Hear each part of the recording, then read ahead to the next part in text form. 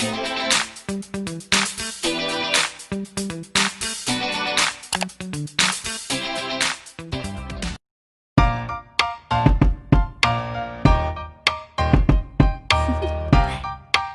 you wanna know? Beautiful day, my beginning. There is so much love to give. Something's telling me this time. Oh yeah, boy, the one to show me now. Hello guys, good morning po sa inyo. Welcome back po sa aking channel, DIY Fanatics Designs and Fashions. Ngayon po ang i-feature natin ay is about po sa begonia na halaman. Yes, you can see guys, nandito sa harap ko ang aking mga collection. Kukunti pa lang naman po, ilang peraso pa lang po yung mga angel wings, rubida begonia, dragon wings at saka yung badabong begonia. So i-feature ko po dito, basic lang naman po, basic care ng begonia. Pero bago ko po ipagpatuloy ang aking feature na tanim na begonia, invite ko po muna sana ang mga bago lang po sa aking channel na paki-subscribe and then share po and then click my notification bell para updated po kayo sa aking mga susunod na videos. Mapapansin po natin na napakabilis po ng pagdami ng mga begonia sa ating mga garden, lalo na po ngayon dahil ang kanyang success rate sa propagation ay napakataas. Kahit po ang ilan po dito ay hindi nagbibigay ng bulaklak, pero mapapansin po ninyo dahil sa kanyang taglay na kagandahan ng mga dahon at shape nito ay hindi maiiwasan na talagang mapapawaw ka na lang. Tingnan po natin yung ibang klaseng hybrid na begonia. Ako wala nito pero sana magkaroon ako someday.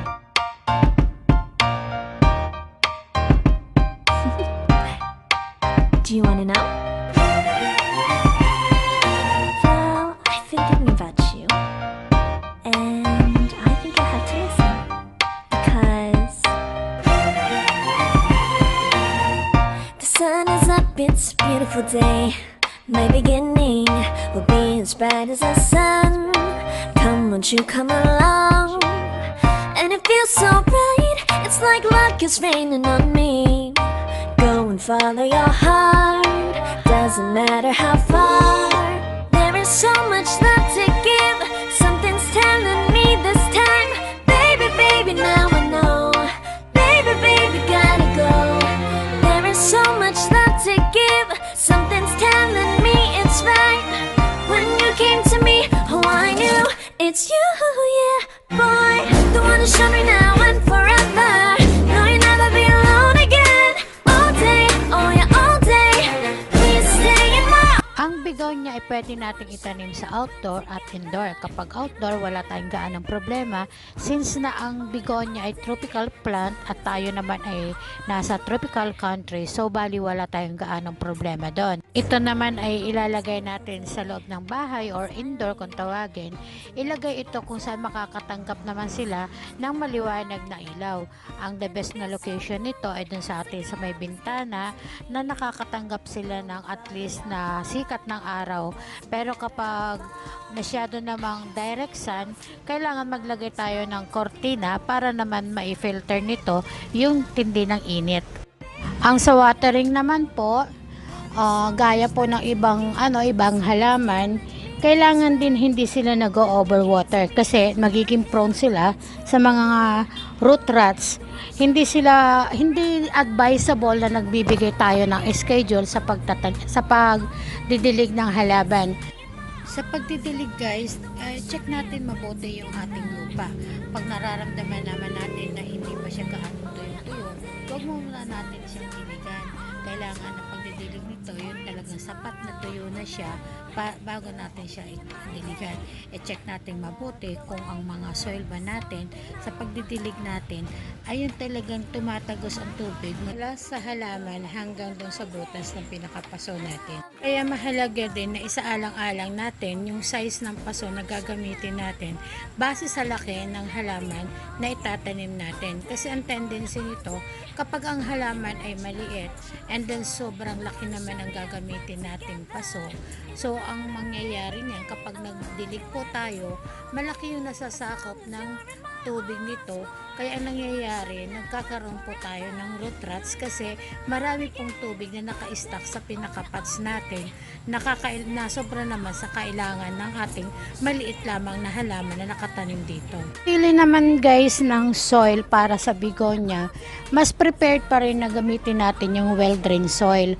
Pero yun mag-hold ng kanyang moisture kasi mapapansin natin itong begonia, mas gusto nilang lagi silang basa.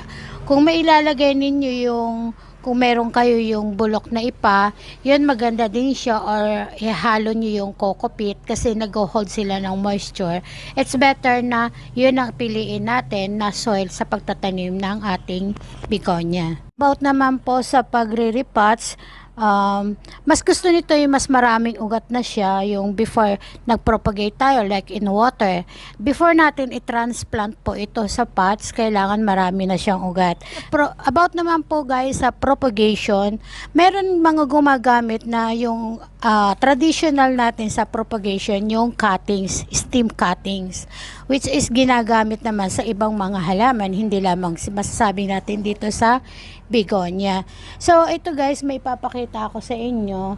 Ito ginamit ko ito, ayan, kung tawagin natin na ICU o Kolob process method.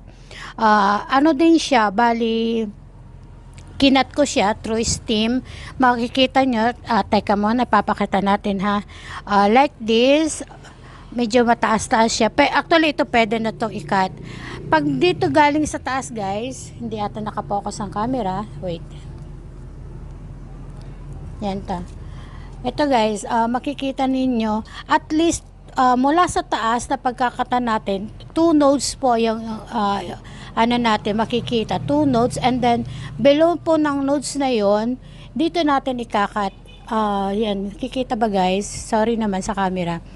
Yan, naano siya, dito natin ikakat, and then meron tayong pagkat natin, be sure guys yung gagamitin natin gunting naka-sterilize. And then sa pagkat naman po guys, yung stem niya, hindi ko lang naipakita yung ginawa ko. Nagdip muna ako. Kung meron kayo guys, mas better kung ididip niyo yung pinagkatan niya sa powder, hormone powder, rooting powder pala kung tawagin, rooting powder. Tapos bago natin itanim sa soil, and then yun nga, cover natin siya, water, and then Kolob system na ang gagamitin natin. So ito guys, ngayon ko palang ginawa to, siguro after 2 weeks mache-check natin kung success naman yung kanyang propagation. And then ito naman guys, itong kay Angel Wings, ang ginawa ko dito, water propagation, and then siguro mga after a month, masyado na marami ang kanyang ugat kasi nga sabi nga dito, ang propagation dito sa mga begonias, kapag sinimulan nyo sa water propagation, kailangan marami na siyang ugat before ninyong i-transplant sa kanyang soil, sa pots niya, kung saan doon na siya mag-grow. Bali, okay na rin siya, stable na. Actually, meron na siyang new leaves, so masasabi natin stable na rin siya. Meron din akong napanood na tungkol sa propagation naman about sa hybrid. Ito yung true sa leaves niya, cutting of leaves. Yung bali, alimbawa, itong leaves na ito, saan ba? Ito. Yung leaves na ito, kakat nyo yung stem niya, tapos ito, yung dito, ito yung sa gitna niya, dito nyo ikakat ng scissor, tapos ito, ano natin, kasi hindi ko lang buhat to kasi bago lamang, baka magtampot, hindi maging success. Saka nyo siya itanim. So bali tatanggalin lang yung pinakatangkay sa gitna. Yun lang ang tatanim natin. Then tatabunan na natin ng lupa. And then another tips po guys, kita nyo po ito, medyo dry na siya.